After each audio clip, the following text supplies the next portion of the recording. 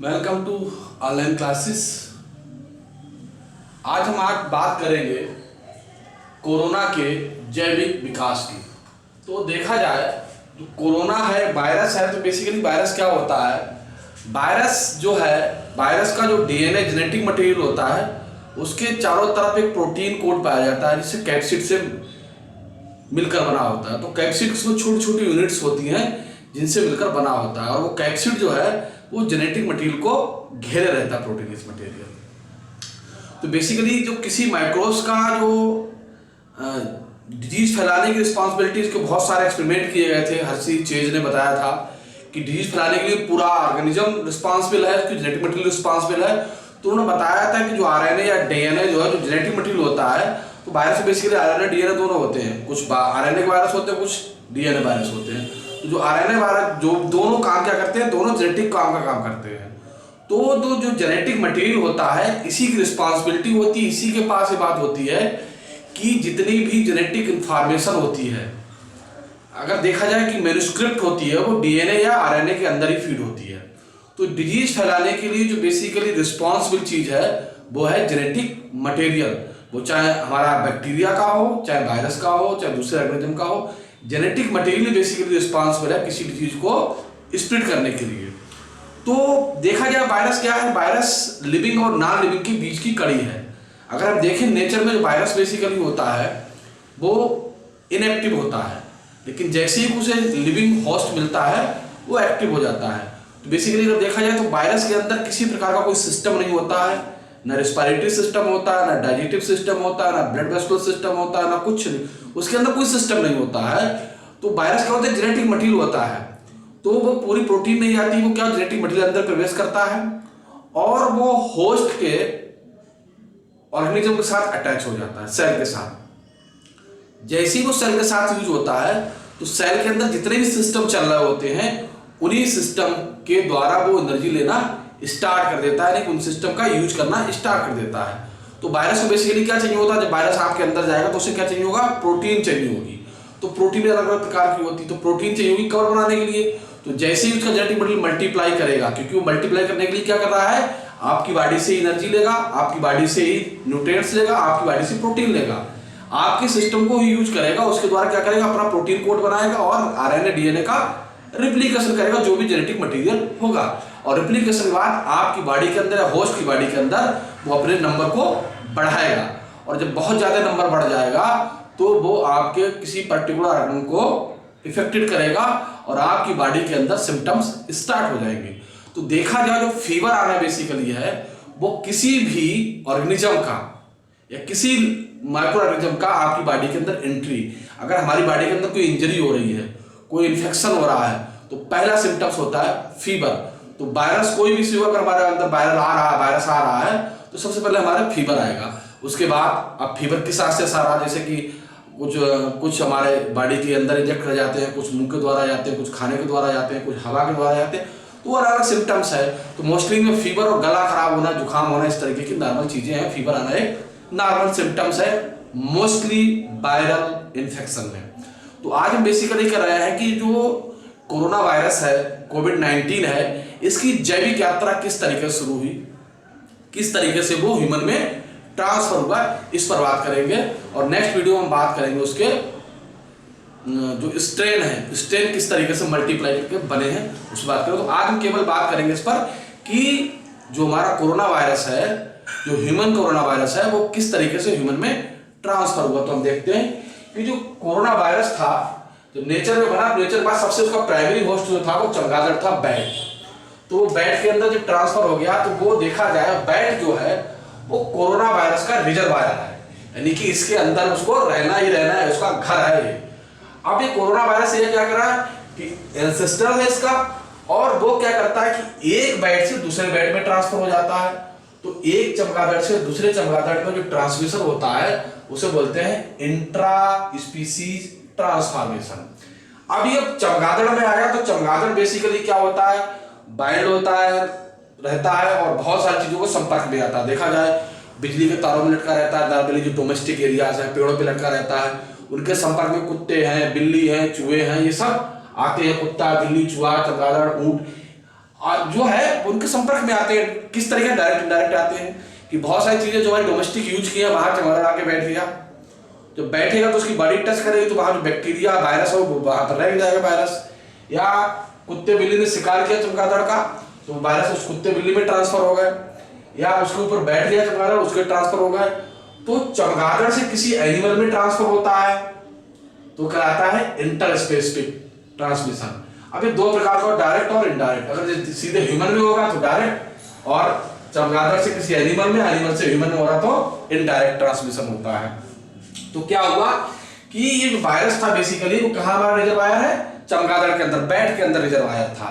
तो एक बैट से दूसरी बैट में ट्रांसफर हुआ, दूसरी स्पीसीज में ट्रांसफर हुआ चमगादड़ की।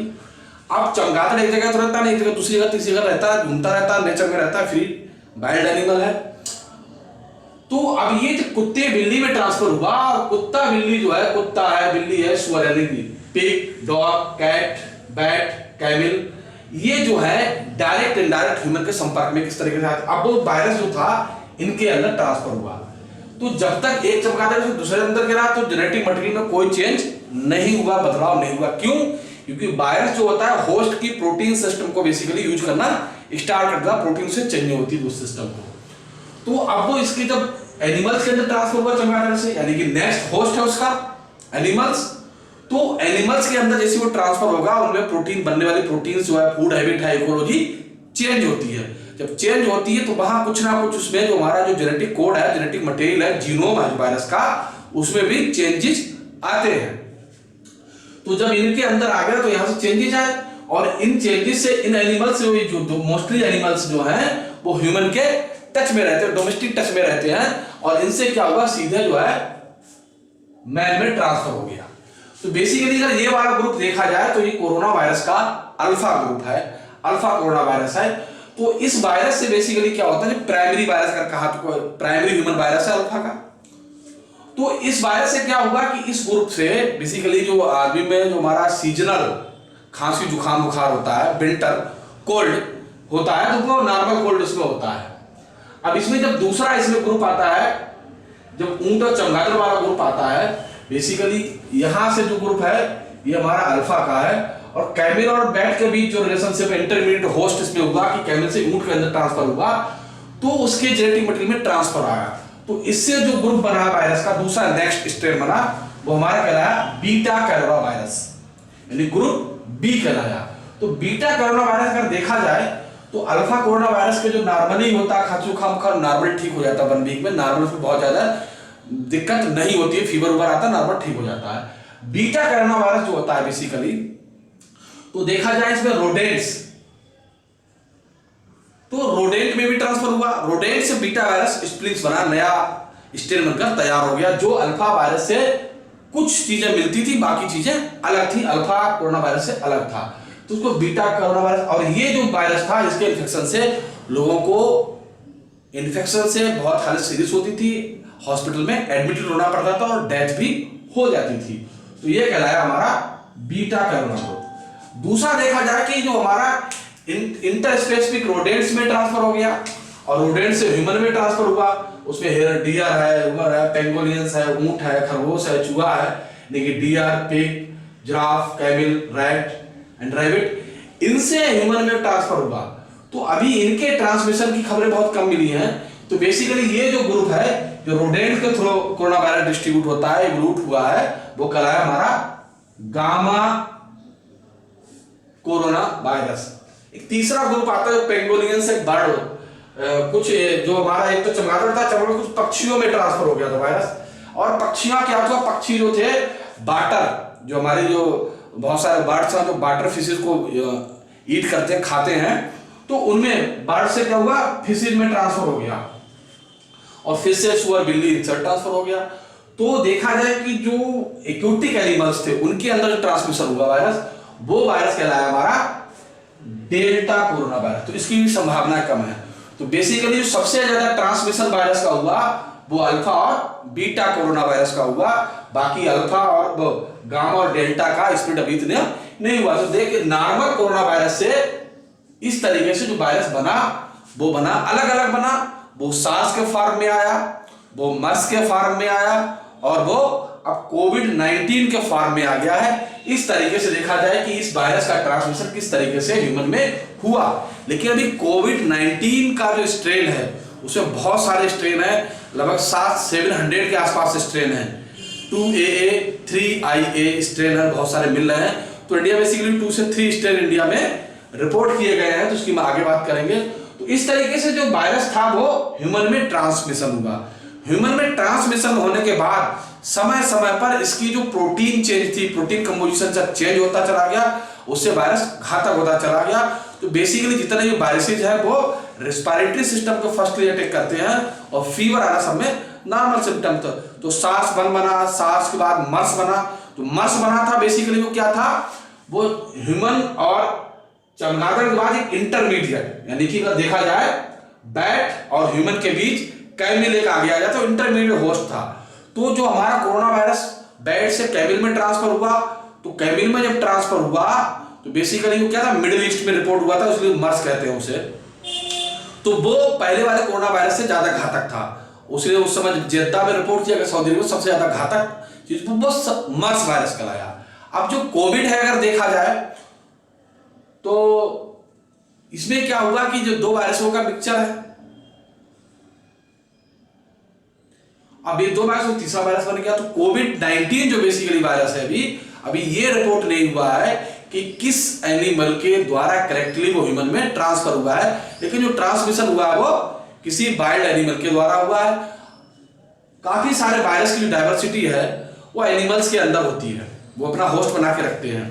बेसिकली चाइना जो है एक ऐसा देश है जहां पर जो जंगली भी फूड्स हैं, बिच्छी हैं, कीड़े मकोड़े और दूसरे इंसेक्ट हैं, वाइल्ड एनिमल है, सांप हैं, इनके का जो है एक मीट मार्केट है वहां पर, जिसमें इसमें ह्यूमन वहां से खरीद के खाता है। तो होता क्या, वायरस बेसिकली उसी मार्केट में क्या होता है कि फूड मटेरियल के साथ साथ ह्यूमन में ट्रांसमिशन हुआ, और जैसे ही वो ह्यूमन में ट्रांसमिशन होता है बहुत ही घातक शुरू होता है, अपना बैड इफेक्ट स्टार्ट शुरू कर देता है।